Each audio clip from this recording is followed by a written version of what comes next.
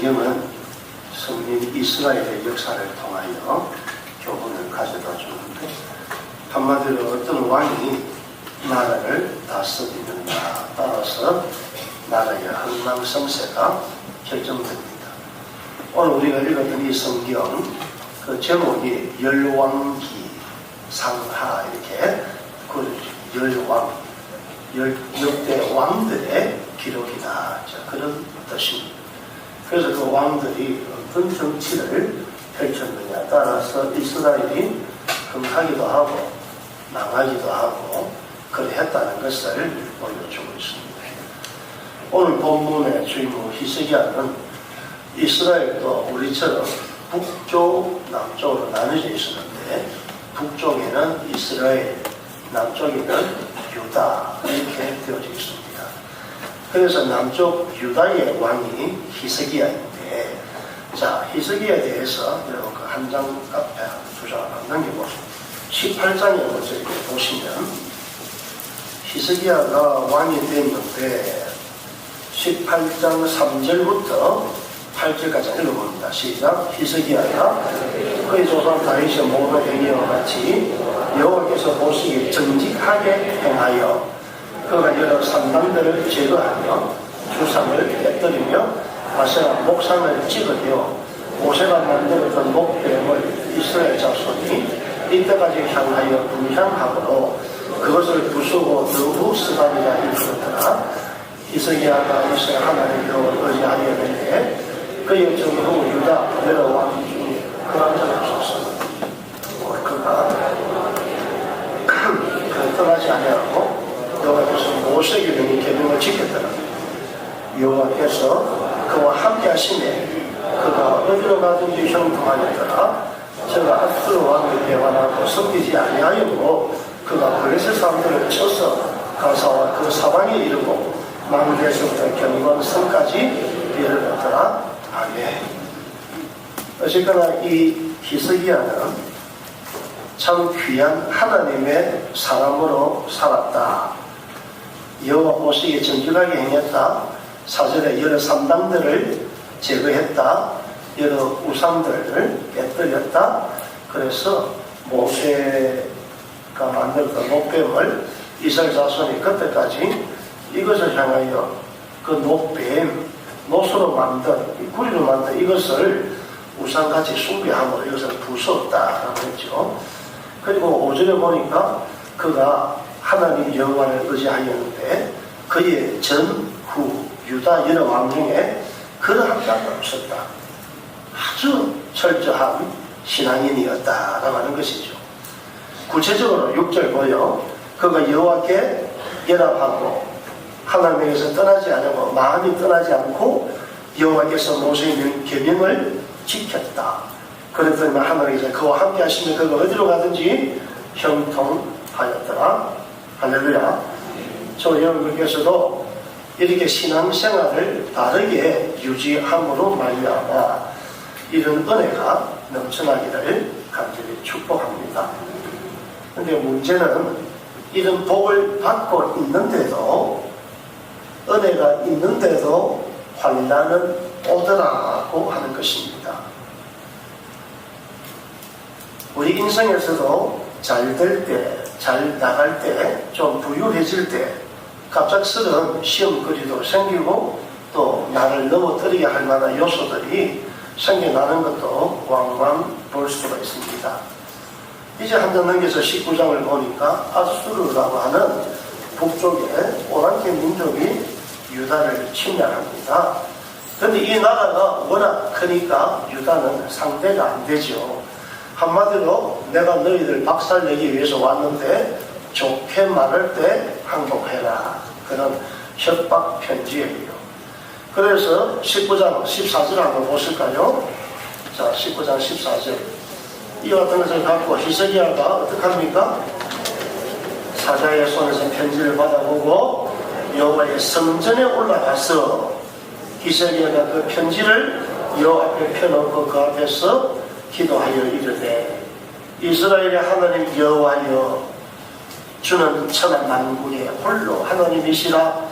주께서 천지를 만드시지 않았습니까? 여호와의 귀를 기울여 보옵소서.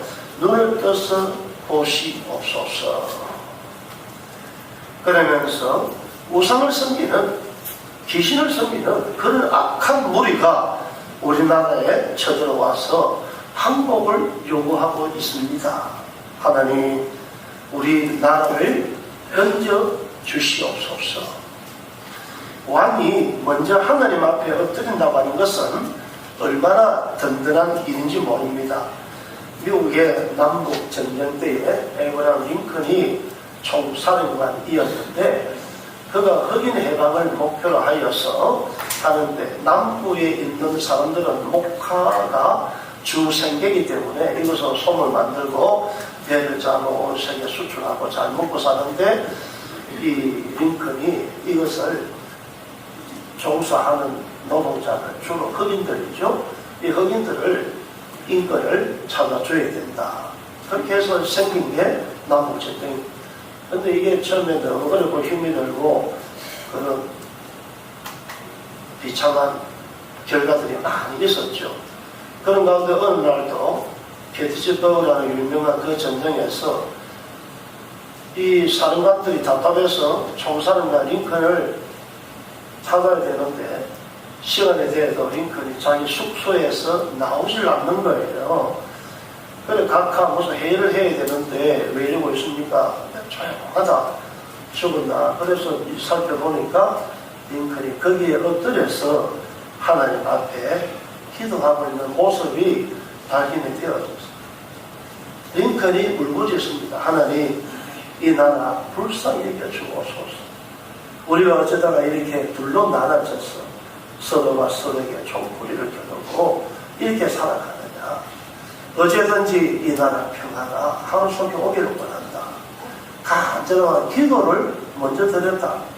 사람들이 굉장히 숙연해졌다고요. 하나님 앞에 문제를 갖고 와서 기도하는 나라와 민족은 결코 나가지 않은 것임을 믿으시기 바랍니다.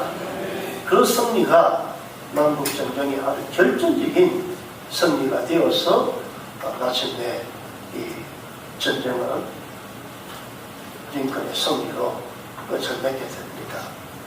여러분의 인생에서 이런저런 문제를 갖고 있습니다.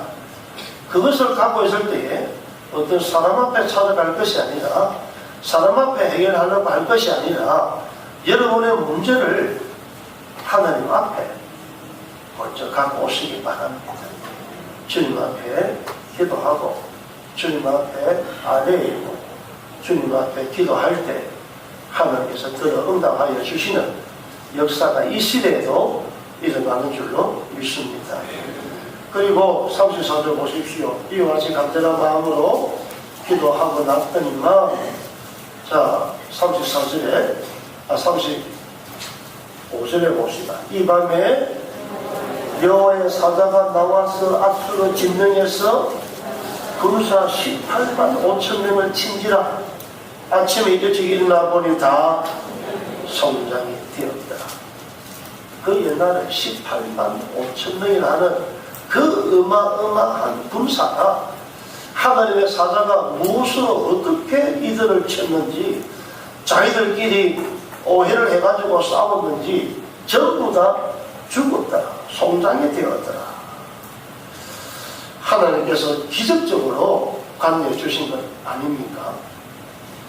그러므로 이와 같은 기적의 은혜를 오늘도 우리가 하나님 앞에 어떤 문제라도 갖고 엎드릴 때 우리도 이런 역사가 일어난다고 하는 것을 믿으시기 바랍니다. 이런 나라에 누가 감히 대접을 하겠습니까? 자, 근데 오늘 보면 20장에 봅시다. 시작 1절. 그때에 히스기야가 병들어 죽게 되매 아모스의 선지자 이사야가 그에게 나와서 이르되 여호와의 말씀이 너는 집을 정리하라. 네가 죽고 살지 못하리라. 아니 이렇게 잘 나가다가 왜 갑자기 죽을 병에 걸렸을까? 우리는 항상 이 같은 관점에 주목해야 됩니다. 그럼 그야말로 잘 나가는데 죽을 병이 생기고 문제가 생기고 사건이 생기고 사고가 생긴 일들이 허다합니다. 가만히 따져보면 이것도 결코 우연이 아님을 깨달을 수가 있죠. 아수리의 군사 18만 5천 명이 이와 같은 왕의 기도로 말미암아 한방에 성장이 되니 그들이 가지고 온 군량미 온갖 무기들 얼마나 많았겠습니까? 이것을 그냥 유다가 그냥 그대로 다 흡수를 하는 거예요. 그러니까 그 나라는 더 부강해지고 평안해졌을 텐데 이와 같은 때 경계할 것이 바로 교만입니다. 사람은 누구나 잘되고 강건해지면 하나님보다 자기가 잘나서 그런 것으로 착각합니다. 하나님을 금세 잊어버리게 됩니다. 교회는 잘 다니는 것 같은데 그냥 형식적인 신앙이 되거나 방심하면서 넘어집니다. 그래서 바울은 말합니다. 그런 선줄로 생각하는 자는 넘어질까 조심하라. 우리도 항상 이런 부분에 조심해야 됩니다. 요즘 자주 말씀드리지만 사람이 상식적인 남자와 여자와의 사랑을 마다하고 동성끼리 연애질하고 동성끼리 결혼한다고 하는 것이 말이나 되겠습니까? 우리 배고픈 시절에는 그런 말 자체가 아예 없었습니다. 그런데 우리나라가 어느덧 너무 잘 살고 세계가 부러워하는 대단한 나라가 되다 보니 국민들은 너나 없이 교만병에 걸립니다. 어제 무슨 뉴스에 보니까 일본도 그러합니다. 세계적인 국가입니다. 우리보다 훨씬 더 잘 살죠. 일본 사람들은 소위 말하는 사시미, 회를 그렇게 좋아하기 때문에 자꾸만 그런 고기를 잡아야 돼요. 그런데 통계에 의하면 한국 사람이 회를 더 좋아한다. 우리가 1위, 일본이 2위 그렇게 나와 있어. 그런데 일본은 무엇보다도 우리나라는 지금 이게 금지가 되어져 있는데 고래고기. 일본 사람들은 고래를 아주 좋아하는 것 같습니다. 고래고기를 잡아야 되는데 국제 유엔 협회에서는 이것이 금지되어져 있습니다. 지금 고래가 너무 많이 잡아가지고 씨가 말랐다. 어느 정도 될 때까지는 고래를 잡으면 안 된다 하는데 일본에서는 1년에 500마리 이상 자꾸 잡습니다. 그 잡을 때마다 누가 와서 방해하고 그거 하는데 제재할 길이 없다. 그 사람은 그때마다 그러는데 우리는 고래 잡아서 먹는 게 아니라 고래가 어디서 어디로 가는지 연구하려고 그래서 잡는 거다. 이런 핑계로 계속해서 잡아대는.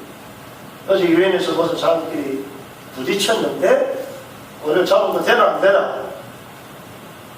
53대 37로 분별되어 있습니다. 그러니까 아직 잡으면 안 된다. 전부 다 세상이 난리가 나는 거예요. 그러니까 일본 대표단들이 뭐 하는 줄 아닙니까? 세상에 얼굴이 아주 굳어가지고 이런 식으로 하면 우리는 탈퇴하겠다. 탈퇴해라. 가라. 가면 되잖아요. 탈퇴하면 되잖아요. 근데 일본에 탈퇴하면 그 기구가 운영이 안 되는 거예요. 왜? 일본이 그만큼 돈을 내놓기 때문에. 여러분, 온 세상이 그렇습니다.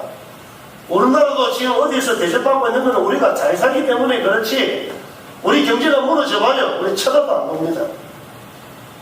여러분, 교회도 마찬가지죠. 저기 강건도 무슨 그 교회 대행교회 세습 문제는 난리가 나고 했지만, 우리 총회가 학벌에다 손을 들어줬어요. 왜? 그 교회가 총회 갖다 바치면 돈이 수백억이 되는데, 그 교회가 돈 안 주면 총회 운영이 안 된다. 이렇게 이야기하는 거예요. 온데 전부 다 부정과 불법이 난무하고 있는 이와 진정한 힘은 돈입니다. 하나님을 믿는다는 사람들도 돈 앞에 무너집니다. 이거는 경계해야 되고, 이게 과연 적폐가 아니겠습니까? 너무 잘 살게 되니까 이와 같은 일들을 자꾸만 자행하면서 우리 스스로가 죄를 범하고 있습니다. 여러분, 자식을 잘 키우는데 그 자식이 어느 날 아빠 나 결혼합니다. 아들이 결혼한다고 하고 어떤 며느리가 들어온 거 보는데 가서 무슨 말을 듣고 왔다. 근데 그 친구가 그러니까 결혼할 사람인데요. 이놈을 패집이겠어? 이게 어떡하겠어요 이게. 그런 시대 옵니다. 앞으로 보십시오. 그러니까 여태까지 이 모든 것들이 자꾸 잘 살게 되니까 그냥 우리의 이상, 우리의 가치관, 세계관, 국가관, 신앙관 아들로 주는 거예요. 사람이 왜 방탕합니까? 잘 살게 되거나 평화가 넘치거나 크게 걱정할 것이 없게 되면 사람은 자연적으로 먹고 마시고 즐기는 일만 생각하게 됩니다. 소위 말하는 웰빙이죠. 그래서 배고프지 않은 시대를 사니까 이제는 먹어도 입어도 마셔도 자기 몸에 얼마나 좋은가 좋지 않은가 이걸 따지면서 먹기 시작합니다. 문제는 그러다 보니까 우리가 신앙생활 하는 거나 기도생활 하는 이 모든 면에 있어서 너무 등한시하게 된다. 히브리서 2장 3절에 보니까 우리가 이같이 큰 구원을 등한히 여기면 어찌 그 보험을 피할 수가 있으랴.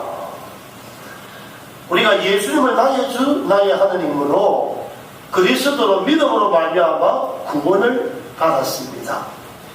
내가 구원을 받는데 내 공로와 선행은 아무것도 없었음을 인정해야 되죠. 나의 구원을 이루기 위하여 주님께서는 그 참혹한 십자가를 지시는 희생을 하셨습니다. 구원이 결코 저절로 주어진 것이 아니다라고 하는 말입니다. 지금 이 나라가 갖고 있는 평화도 자유도 저절로 이루어진 것이 아니라 우리 성도들의 희생과 아픔과 눈물의 밑거름이 있었기 때문에 주어진 것임을 깨닫고 항상 감사하는 저 여러분 되기를 간절히 축복합니다. 사람은 절대로 은혜를 잊으면 안 됩니다. 천륜을 저버리면 이거는 패가 망신합니다. 결국 잘 나가던 히스기야 왕이 갑자기 죽을 병에 걸리게 된 것은 하나님의 징계요 우리에게 주시는 교훈입니다. 히스기야, 너 정신 차려라. 네가 잘했냐? 네가 잘해서 18만 5천 명 너의 적군들이 멸망했느냐? 네가 잘나서 네 나라가 부강하게 된 것이니 네가 그런 교만으로 살면 되겠나? 하는 경고를 받은 것입니다. 역대하 32장에 이 말씀이 기록되어 있는 히스기야가 죽을 병에 걸린 것은 따라합시다. 그의 마음이 교만하여 그 받은 은혜를 보답하지 아니하므로 진노가 그와 유다와 예루살렘에 내리게 되었노라. 교만해서 은혜를 보답하지 않았기 때문에 진노가 내리게 되었다.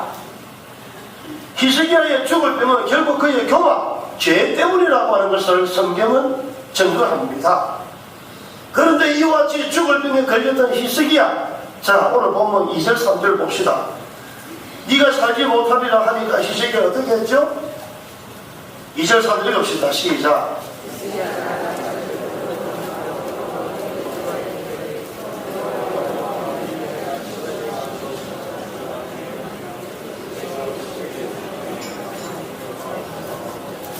그 낯을 벽으로 향했다. 얼굴을 벽으로 향했다는 게 벽은 아무것도 없습니다. 그만큼 바라본 것이 없다. 내 소망은 오직 하나님 뿐이다 하는 거예요. 그는 간절한 마음으로 기도하는데 3절 다시 읽읍시다. 여호와여 구하오니 내가 진실과 전심으로 주 앞에 행하며 주께서 보시기에 선하게 행한 것을 기억하옵소서. 이 기도를 왜 한 번 더 보자라고 한 거 하니까 이 기도는 잘못된 기도입니다. 보세요. 얼마나 건방진 기도입니까? 옛날 바리새인의 기도하고 비슷하지 않습니까? 하나님이여 나는 저 세리와 같이 나쁜 짓 하지 않고 토색하지 않고 남들처럼 가늠하지 않고 나는 십계명을 지키고 11조를 바치고 하나님 앞에 충성되어 일했나이다. 그런 거로 하나님 내 기도 들어주옵소서. 이런 금방의 기도. 히스기야가 지금 이거 하고 있습니다. 찾아보세요. 뭐라고 합니까? 내가 진실과 전심으로 마음을 다해서 주님 앞에 행하며 주께서 보시기에 선하게 행한 것을 기억하옵소서. 아까 뭐가 있었죠? 18장에 산당을 깨뜨리고 우상을 없애고 나는 계명을 지키고 어제도 하나님을 높이고 나 이렇게 살았지 않았습니까? 내 그렇게 행했던 것을 기억하여 주옵소서. 그렇게 이게 무슨 기도요? 전부 자기 자랑, 자기 선행, 자신의 의만 나타내고 있지 않습니까? 히스기야는 지금 죽을 병에 걸렸는데 그 기도의 내용이 이렇게 교만했던 것입니다. 그러면서 3절 끝에 보니까 히스기야는 그래놓고 심히 통곡하더라. 무슨 통곡이겠어요? 왜 통곡이겠습니까?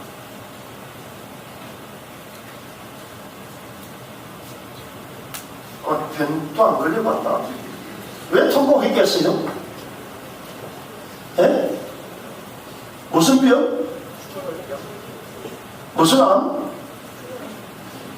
죽을 병이라서 죽을 병. 뭐 어찌됐든 이거는 죽을 병에 걸렸다.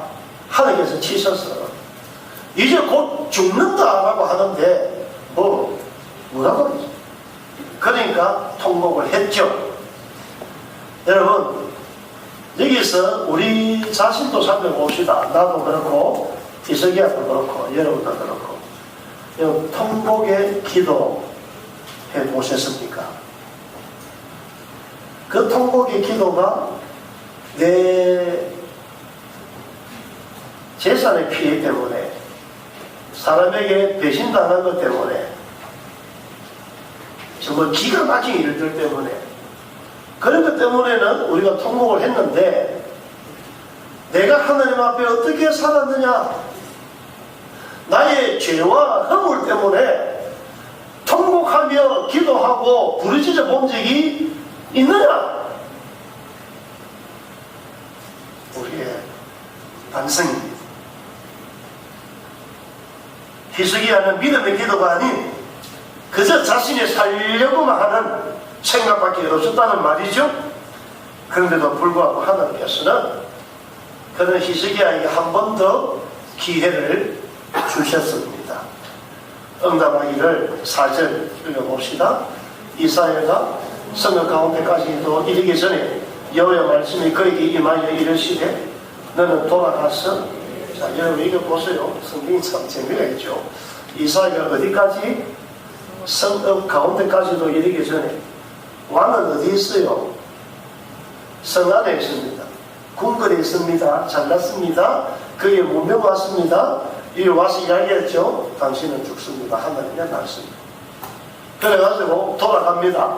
돌아가서 성 밖에 나가기도 전에 성읍 가운데도 이르기 전에 그러니까 몇 번 정도 걸렸겠어요. 그 성이 얼마나 컸겠어요. 그 규모를 생각해보면 되잖아요. 얼마나 컸느냐 작았느냐 이거 따라서 그 성을 빠져나가는 시간이 뻔합니다. 한마디로 말해서 아주 짧은 시간에 주님께서 응답하셔서 히스기야를 다시 살려주십니다. 그러면서 자 5절 읽어봅시다. 시작. 너는 돌아가서 내 백성의 주권자 히스기야에게 이르기를 왕의 조상 다윗이 하는 여호와의 말씀이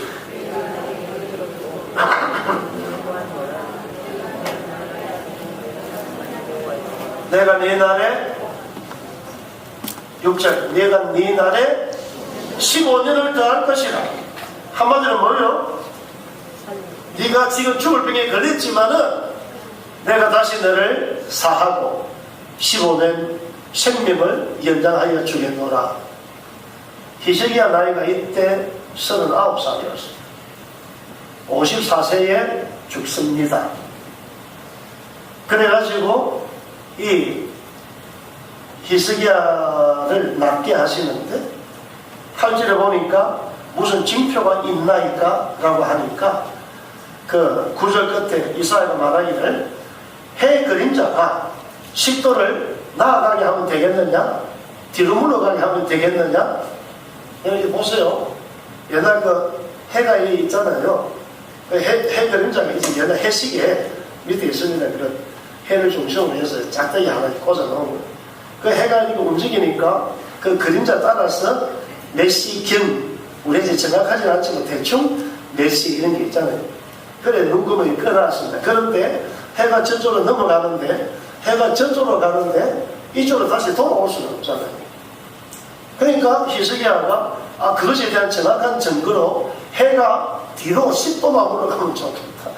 야, 이거 뭐, 이 사람들 말하는 것도 참 재미가 있죠. 이놈은 지금 잘못해가 죽을 병에 걸렸는데 뭐 해가 뒤로 가게 해달라, 이런 발칙한.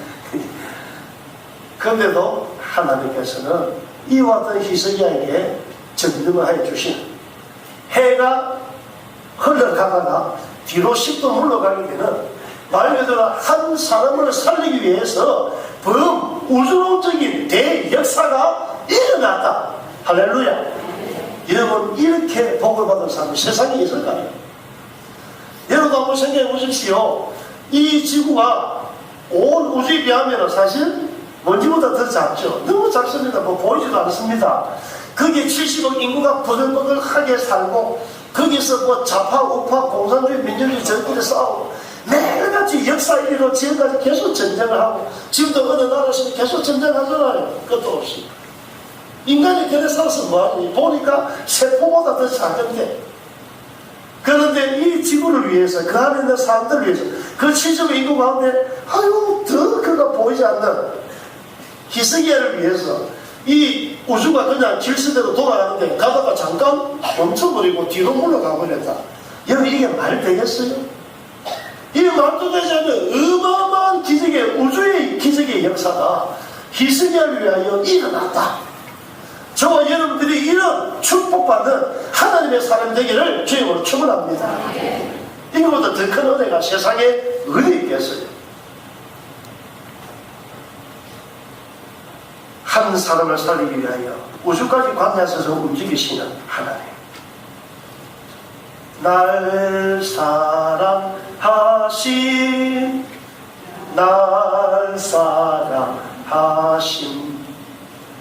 날 사랑하신, 어디에?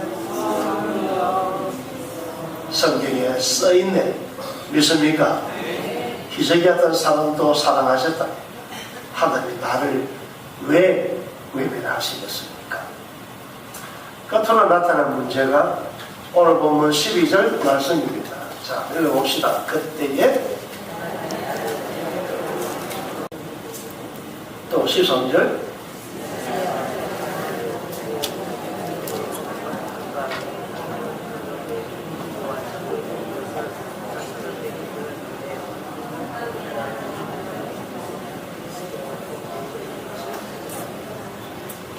히스기야가 전에 기도로 앗수르 대군을 물리쳐 나라가 부강하고 전국에 평화가 넘쳤는데 갑자기 죽을 병에 걸렸다고 했습니다.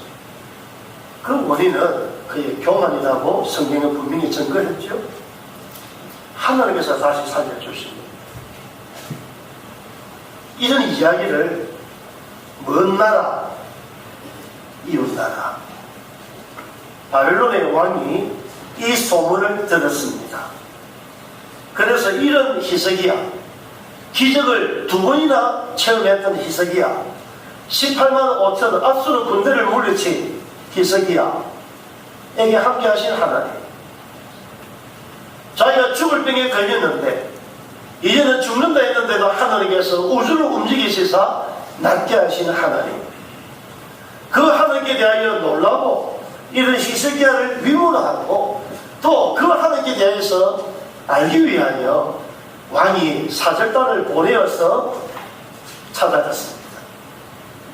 그런데 히스기야가 이 사절단이 많은 예물과 더불어서 왕의 편지, 친서도 갖고 오니까 너무너무 좋아가지고 이게 웬 떡이냐, 우리로 말하면은 미국같이 큰 나라가 우리나라 대통령을 위해서 병들었는데 우리가 죽어가는데 아이고 미국에서 큰 예물이 들어왔다, 이 편지가 들어왔다, 그러면서 힘내라 죠. 얼마나 기분이 좋고 의기왕왕하겠습니까? 지금 그런 이야기예요.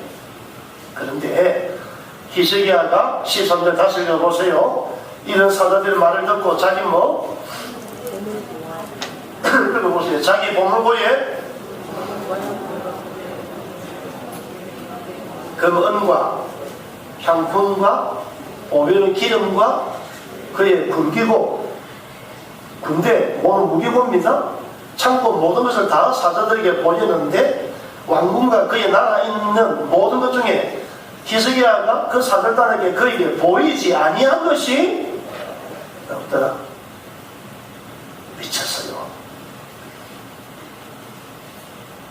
여러분, 바벨론하고 친한 그런 관계 아닙니다. 아수르가 쳐들어가고 아수르하고 바벨론이 싸우고 저게 적들입니다.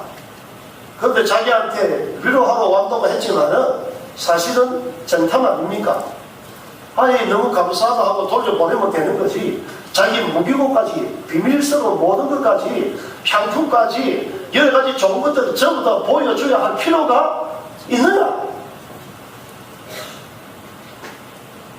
한번 생각해 보세요. 여러분 집에 도둑놈이 왔는데 도둑놈한테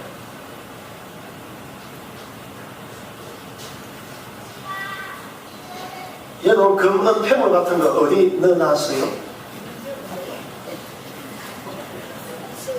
내가 목사인데 훔쳐가겠어? 이야기해봐. 김영석 강사님, 금은 폐물 어디서 숨겨놨어? 천장에 있어요? 장판 밑에 있어요? 장판 밑에. 그래서 나는 저 장판 밑에 안 간다고 도둑놈한테 말해서 되겠느냐? 히스기야가 이런 결정적인 실수다. 보여줘도 어느정도. 내가 읽으면서 참 웃었습니다. 히스기야가 만약에 우리나라 사람이라고 하면은 이름은 틀림없이 경상도 출신이다. 왜 웃어요? 경상도 저 보리문디들은 원래 그렇다며요. 매번 친하면 자기 속이니까 다 보여줘요. 자기 전체를 다 하거든요. 히스기야가 오버했죠. 한마디로 교만과 방종이 넘쳤습니다. 자신의 온갖 기질을 체험하고 나라가 부강하고 자신의 인기가 하늘로 치솟으니 너무 들떴습니다. 아무리 사신이 왔고 선물도 한 보따리 갖고 왔다 할지라도 그 사람들에게 자기 나라의 모든 것, 온갖 비밀을 다 보여주는 그런 발상이 어디 있겠습니까? 내일 모레 우리나라 대통령이 김정은을 만나러 간다고 합니다. 이 김정은이가 히스기야처럼 좀 흥분돼가지고 저거 비밀 좀 다 보여주기를 축복합니다.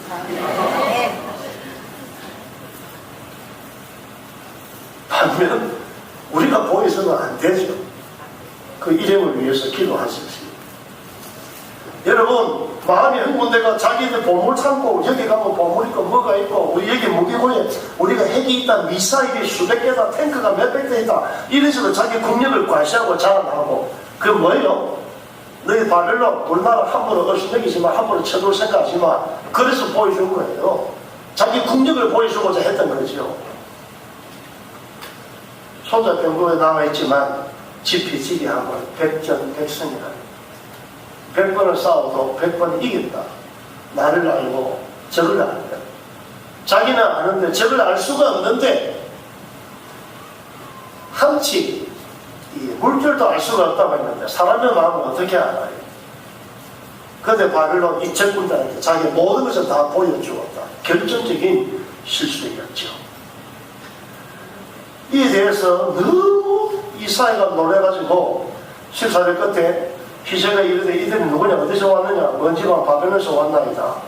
이사야 선지자가 왕 곁에서 늘 그와 같이, 히스기야가 아주 그 신앙적인 사람이잖아요. 그러니까 보좌하고 코치를 해주고 자꾸 그랬죠. 이사야가 놀래가지고 이들이 누구냐 하니까 먼 지방 바벨론에서 왔나이다. 그들이 왕궁에서 무엇을 보았나이까 하니 히스기야가 대답하되 내 궁에 있는 것을 그들이 다 보았나니 나의 창고에서 하나도 보지 않은 것이 없나이다. 이 뭉디 이거 자랑이라고. 이걸 여러분 사람이 교만하면 이게 되는 거예요. 오늘 여러 가지 면에서 우리의 삶도 되돌아 볼 수 있게 원합니다. 여러분, 내 모든 것을 드러낼 것은 여호와 하나님밖에 없는 줄 믿으시기 바랍니다. 제가 전에 우스갯소리로 몇 번 이야기했지만 젊은 사람들 결혼해가지고 혹은 뭐 그런 나이들 있잖아요. 야, 오늘 우리가 첫날밤만 치렀다. 너 이 경험이 처음이야? 나는 사실은 있잖아 하면서 엉뚱한 소리 하는 사람 많이 있어요. 절대 그게 마음에 들면 안 됩니다. 그래가지고 이 판을 깨려고 하는 그건 사랑이 아니에요. 나기는 언제든 저는 이야기 이런 하도 있었는데 보면 이쁘다 하면 되는데 이걸 자꾸 빼요. 빼가지고 너 뿌리가 궁금하다, 너 과거가 궁금하다 하면서 자꾸만 흩어졌다 지저분한 것만 자꾸 꺼지고. 성경은 뭐랍니까? 그리스도 예수에서 이전 것이 지나갔으니 보라 새 것이 되었도다. 우리가 미래를 향하여 나가야지 과거에서 자꾸 끄집어내서 격파시키고 그러면 미래가 없어요. 여러분 사람과 사람의 사이에서도 이 사람의 지금의 이 모습을 보고 아름답고 사랑하고 그래야지. 너 옛날 이런 짓 했지 저런 짓 했지 하면서 그 사람을 인간 취급하라고 완전히 깨부순다고 하면은 그게 무슨 구성이 삭되겠습니까? 여호와 하나님 한 분만 바라보고 그 앞에 토로해야 되는데 저는 의아스러운 게 히스기야가 그렇게 이렇게 신앙생활 잘하는 사람이 왕 중에서는 전무후무하다. 아까 18장에서 성경이 이야기했잖아요. 그런데 왜 히스기야가 이랬을까? 하나님만 바라보고 의지하고 기도하는 것이 갑자기 사라져 버렸을까? 신앙은 여전히 있습니다. 신앙은 여전히 있는데 당신했다고 하는 것이죠. 히스기야는 그야말로 도둑놈 앞에서 자기 모든 재산과 비밀번호를 다 가르쳐준 어리석은 자였습니다. 그때 도둑이 예 잘하십니다. 자랑스럽네요. 참 대단하네요 하고 가만히 있겠습니까? 요한복음 10장 10절 말씀처럼 도둑이 온 것은 도둑질하고 죽이고 멸망시키기 위해서 왔는데 그 도둑 앞에 이 모든 것을 다 보여주면 어떡해요? 우리나라 대통령이 전에 김정은한테 뭐 USB라고 뭐 조그만 그 컴퓨터 꽂는 거기 뭐를 전달해 준다. 근데 그게 뭐냐 막 난리가 나고 이래 했는데 뭐 어디 뉴스에 보니까 북한을 어떻게 개발시키고 중국까지 소련까지 어떻게 나아가는 이런 뭐 마스터 플랜 그 책에 있는 그 내용이다. 뉴스는 그렇게 표현을 합니다. 제발 그것만 있기를 바랍니다. 다른 것 없겠어요? 걱정되는 게 한두 가지 아닙니다. 이번에 가면 우리 대통령도 김정은한테 뭐 하나 좀 받아와야 되겠는데 나라가 때로는 혼란스럽고 어렵고 위험합니다. 여러분 그럴 때 우리들은 오늘 성경 말씀을 갖고 우리 대통령이 히스기야가 어리석은 것 이렇게 잘 나가다가 이렇게 빠져나가면 되지 않도록 깨어있어 기도해라 하셨던 성경 말씀처럼 나라를 위해서 대통령을 위해서 기도하여 주시기를 바랍니다. 자 그렇게 했는데 이제 16절부터 읽어보세요.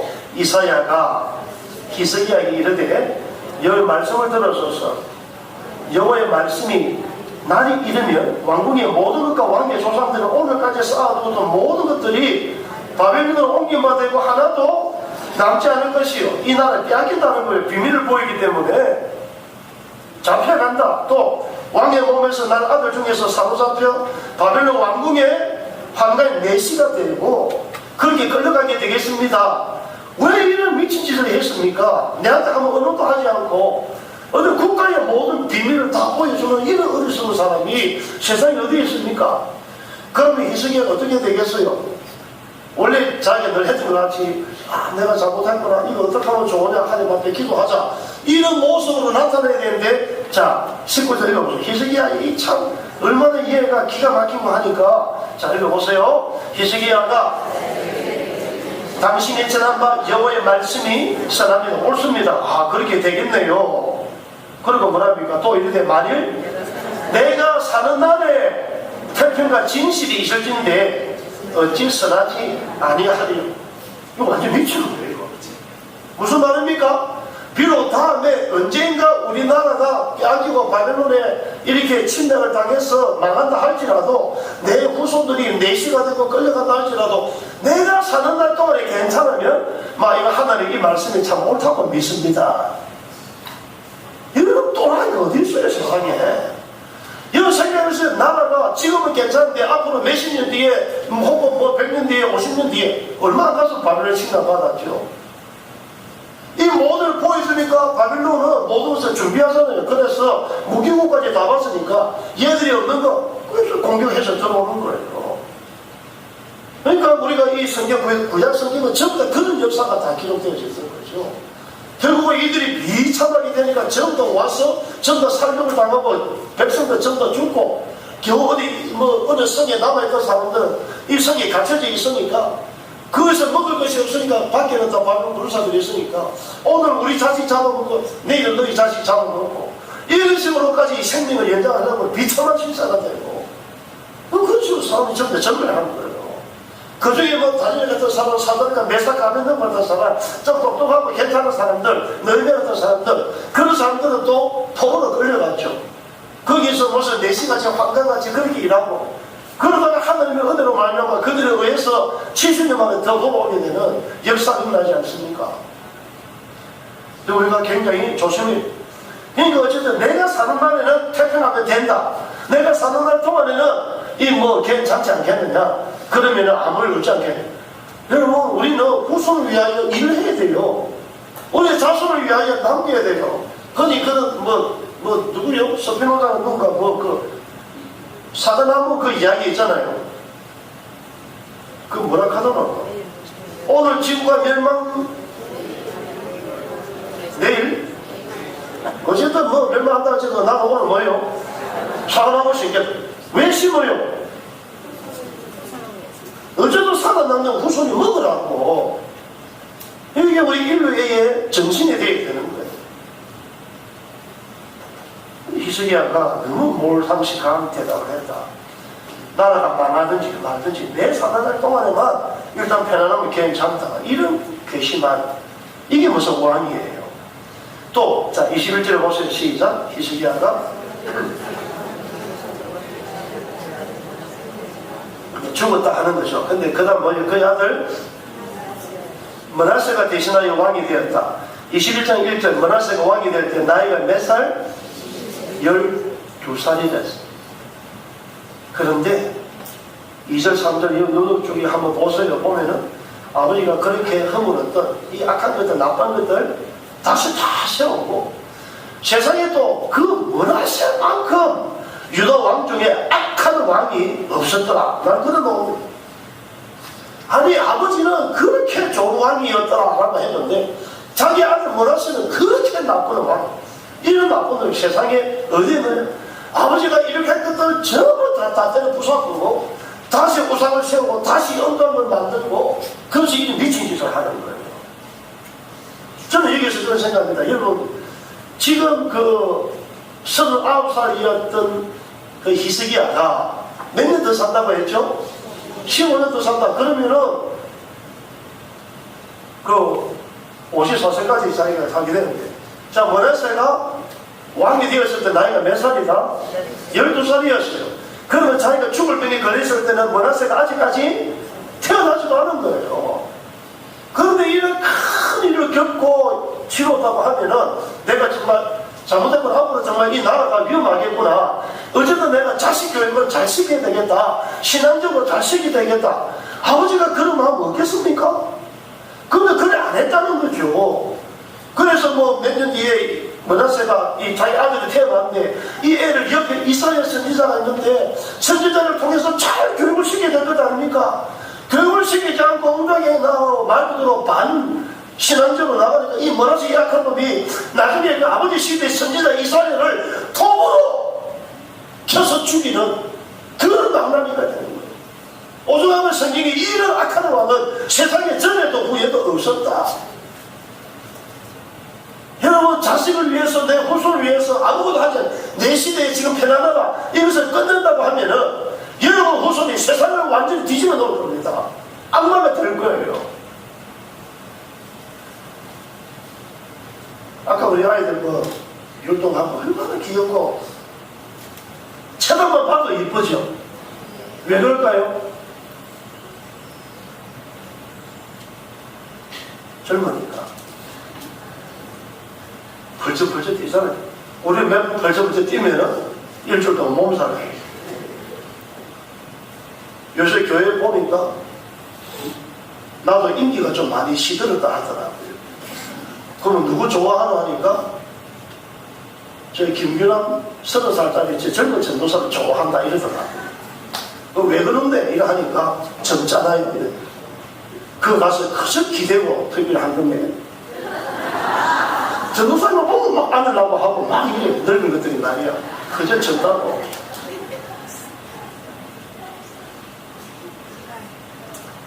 여러분, 어쨌거나 우리 중요한 것은 젊은 애들 모이고, 우리 아까 애들 보니까 너무 예쁘다. 걔들한테 미래가 있기 때문에. 미래가 있기 때문에. 여러분, 주일학교 교육을 위하여 보다 더 기도하고 간절히 후원하고 정말 어떤 면에서도 항상 올려 세우고 이들이 우리 교회를 짊어지고 나아갈 아름다운 이세들로 양육할 수 있기를 축복합니다. 어쨌거나 이와 같이 히스기야는 왜 자기 아들 머나세에게 그렇게 하지 못했는가? 올바른 신앙교육, 국가관리를 바르게 하는 원칙인데 아이 그냥 내 살 때 그냥 편하면 되지. 아이 뭐 내 앞으로 15년밖에 못 사는데 이런 식으로 행해나가니까 그 영성이 얼마나 흐트러져 있는가를 볼 수가 있죠. 여러분, 하나님께서 여러분에게 몇 년의 생명을 더 연장시켜 주시는지 우리는 모릅니다. 하지만 그 기적의 시간은 더 이상 내 것이 아닌 하나님의 것임을 확신하시기 바랍니다. 히스기야는 끝까지 이것을 깨닫지 못했죠. 성경은 이런 과정에서도 히스기야가 이와 같은 위기, 어려움 이런 가운데서도 히스기야 사실 그동안 항상 기도의 사람이었는데 그 이후로는 히스기야가 기도해달라는 소리가 한 번도 들리지 않습니다. 자, 그래서 20절 한번 읽어봅시다. 히스기야의 20절 히스기야의 그 남은 사도행전 15년 인생이에요. 또 그의 모든 어쩌 저수지와 수도를 만들어 물을 성안으로 끌어들인 일, 아주 뭐 좋은 일도 많이 했죠.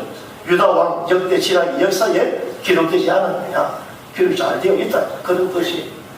그런데도 더 이상 어느 성경을 찾아가도 히스기야가 이와 같은 위기, 이사의 말씀을 들었을 때나 자식을 위했을 때나 뭐 할 때 히스기야가 기도했다는 말은 성경에서 갑자기 사라져버립니다. 이게 그의 한계였죠. 기도가 없는 인생, 기도하지 않는 삶, 기도로 하나 되지 못하는 나라와 민족은 남을 수밖에 없습니다.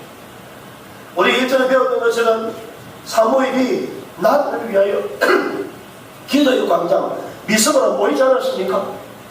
그때 하나님의 대단한 역사가 일어나서 블레셋 이 군들을 전부 다 진멸시키는 놀라운 역사가 일어났습니다. 저 여러분들이요, 기도하는 우리들 되고 기도가 멈추지 아니하는 우리 교회가 되고 여러분의 영혼이 밝아지고 영혼이 깨우쳐지니까 하나님께서 우리를 향하여 어떻게 역사하시는지 하나님의 임재를 경험하게 되는 이 축복이 함께하기를 간절히 축원합니다. 우리 모두 기도에 손을 들지 않겠습니까? 우리의 모든 비밀이 적군에게 넘어가는데 내 시대에만 불행이 닥치지 않으면 된다. 이것은 너무 안일한 그것은 게으른 인생이죠. 악한 인생입니다. 히스기야 왕은 처음에는 하나님 앞에서 다윗의 길을 행했던 정직한 왕이요 의로운 왕이었습니다. 하지만 기도가 빠진 히스기야는 더 이상 하나님 앞에 쓰임받지 못했습니다. 사람은 누구나 넘어지고 쓰러진다고 하는 것을 기억합시다. 우리처럼 믿음을 잃지 말고 대대 사람들처럼 오직 말씀으로 돌아가기를 힘씁시다. 내 생각과 사상이 아닌 하나님의 말씀으로 다스려지고 붙들린 바에는 하나님께서 기뻐하시는 믿음의 삶이 우리 평생에도 이루어지게 되기를 주님으로 간절히 축복합니다. 기도함으로 영안이 열리고 히스기야가 자기의 모든 비밀을 보였던 이런 어리석음과 같이 내 인생에서는 발생하지 않도록 항상 기도에 깨어있는 저 여러분의 믿음이 되기를 간절히 축복합니다. 자비하신 하나님 아버지여, 은혜를 감사합니다. 우리 주의 성령으로 말미암아 오늘도 우리에게 깨우쳐 주신 이 믿음의 말씀을